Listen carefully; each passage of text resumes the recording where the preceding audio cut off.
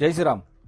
संगमनेर शहरातील सर्व बेकायदेशीर कत्तलखाने तातडीने उद्ध्वस्त करण्यात यावेत, यासाठी गेल्या महिन्यातील दिनांक 28 जानेवारी रोजी माननीय नगर परिषद त्याचप्रमाणे माननीय कलेक्टर साहेब यांची समक्ष भेट घेऊन त्यांच्याकडे लेखी तक्रार दिली होती।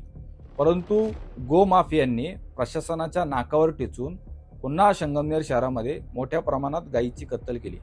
या प्रकरणी पोलिसांनी वेगवेगळे 4 गुन्हे नोंद केलेत।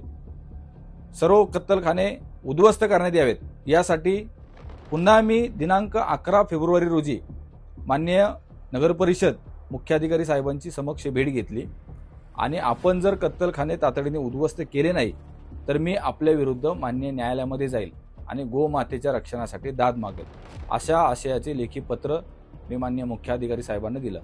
त्यावेळी सकारात्मक चर्चा झाली आणि एक दिवस ठरवला गेला। त्या दिवशी संगमनेर शहरातील लहान मोठे असे एकूण 14 बेकायदेशीर कत्तलखाने उद्ध्वस्त होणार आहेत।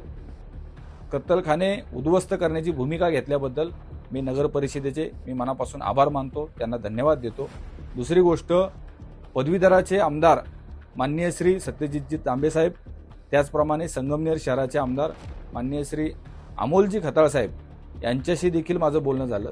त्यांनी देखील या संगमनेर शहरातील कत्तलखाने उद्ध्वस्त करण्याबाबत सकारात्मक भूमिका दाखवली। याबद्दल मी दोघांचे मनापासून आभार मानतो।